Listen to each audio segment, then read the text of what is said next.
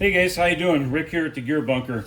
So I'm going to review something that I'm pretty excited about here. It is this Extreme RC Precision Portable lipo operated field soldering iron. Now, the question is this a quality product? Well, let me go over this with you. First of all, it has a temperature control here, so you can control little jobs, big jobs.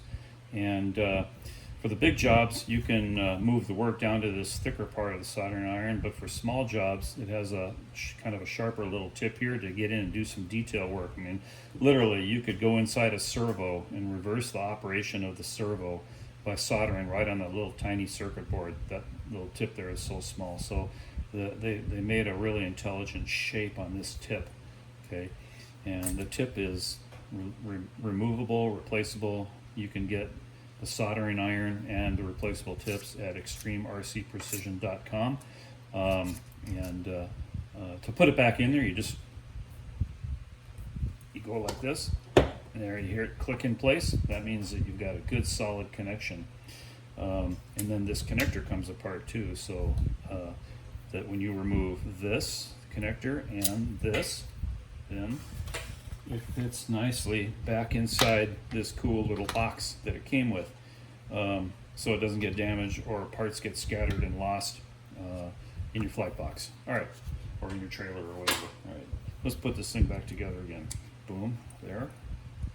Boom shakalaka, bang. All right, now does it work? Well, let's plug it in and see. Okay, here we go. Now you can see the light is red, full red. I'm going to crank up the temperature a little bit here to make sure that it's really pumping the current in from this battery. While it's heating, I'm just going to tell you, you need to watch the voltage on this LiPo battery or whatever one you use yourself. This thing will not cut off power because it doesn't know what battery you're using. So there's no safety cutoff. It's up to you to do this. So just keep a LiPo checker handy and monitor it. As soon as you get down to like 2.93 volts per cell, time to recharge. But I don't think that's going to happen very often because you literally have to go into production soldering a bunch of circuit boards at the field to wear this battery down. It will last as long as it comes fully charged. Now you notice that the red light blinking has slowed down. That means it's approaching the final temperature. And as soon as that thing turns fully green, that means that it is up to temperature. So right now I have this dial maxed out. If I turn the dial down, that light is going to turn fully green. See that? That means that it's truly up to temperature. All right. Now, is it hot? Well, let me tell you, this product is really hot. Look at it, just melting that solder away. That's really working good. You can literally do almost any kind of repair at the field you could possibly imagine.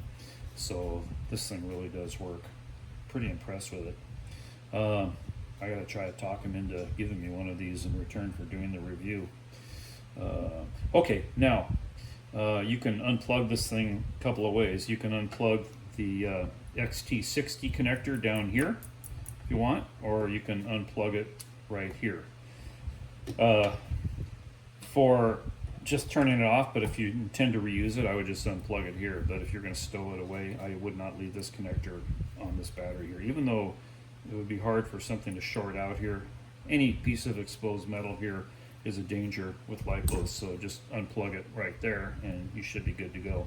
All right, let's put that aside and plug that back in, right? And now I'm going to show you what I did do. So the first video that I did was a bust. I wanted to do an unrehearsed, right out of the box, going rogue video where I have no idea whether the product is going to work or what the outcome is, so that it would be totally realistic. But I got a phone call right in the middle of the video, so I had to bail out. So I'm going to explain to you what I did do though. I'm going to get a popsicle stick here. All right, back. You can all see me, right? So 8 gauge wire is about the most the heaviest wire you're ever going to run into in the RC world for lipo batteries and such. This massive 8-gauge wire is a huge heat sink.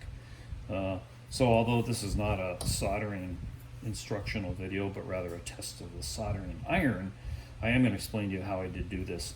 So what I do is I just cut and strip the wire, maybe 3/8 of an inch on either side, and then I kind of force them together and wiggle them to get the wires to intersperse with each other, right? And once I got them in there, you know that the wires all splay out and they're kind of dangerous. If you try to touch it with your fingers, you're going to get about 1,000,000 holes poked in your skin. So what I do is I take, once they're kind of jammed together, I take a popsicle stick, and this is what I did in the video too that got wrecked. I just rolled it like this until it took on somewhat of a cylindrical shape and pushed those wires back in, so on and so forth. Okay, and it took on pretty much this basic shape. And then what I did was I fluxed it, right? The other way to do that is dip the wires ahead of time in the flux before you push them together, and that works too. And then what I did was I stuck the wire in this handy dandy Extreme RC Precision work holding fixture. I just call it an octopus for short. And the mirror moved. I'll just hold the mirror by hand for now.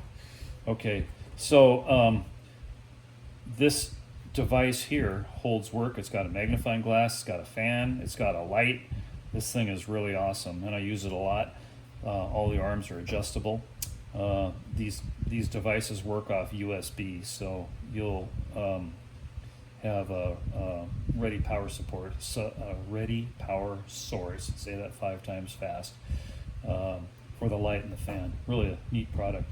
But this is a soldering iron video, even though you can get this at extremrcprecision.com.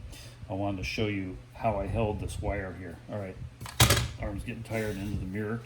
And then I just poured the heat to it. I turned the heat up all the way, and I wanted to find out if it could stand this much of a heat sink. And this kind of wire is like really absorbs a lot of heat. It's soldered. It's fine. This is like a solid blob of solder. It doesn't look shiny because it's lead-free solder, so that's normal. But you know, if you had lead solder, this would look like a shiny solder joint. It's not a reflection that the joint is cold. As a matter of fact, I'm going to show you. This thing, from about here to here, the solder wicked all the way up inside here. It's like solid. So you could almost say that I overdid it. But this is like, it's like a solid rod.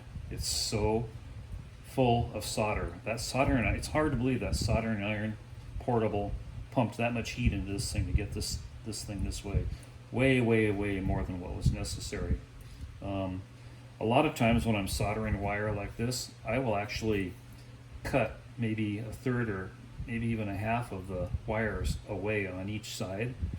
And then when I put them together, then it's pretty much all the same diameter all the way across with the same current carrying capacity. You know, there's no need to have the wire doubled in thickness in here. That doesn't really help anything. So if you cut the wires away, like maybe I should have done, then you wouldn't even have this bulge. You would just have like a nice straight wire all the way across here. But that's up to you, however you want to do that. Anyway, I am really impressed with this soldering iron. I think that it's a very useful addition to your flight box, and it's going to save you the trouble of if you have a field repair to do, of running up and down the canopies at the event, begging to see if anybody has a soldering iron. They're going to be coming to you. It's not going to be the other way around. So take it out of your box and show it at the risk of becoming the most popular guy at the event. So that's the end of this review, and I really appreciate you guys looking. This is Rick at the Gear Bunker. Thanks very much for watching. Appreciate it. Have a great one, guys.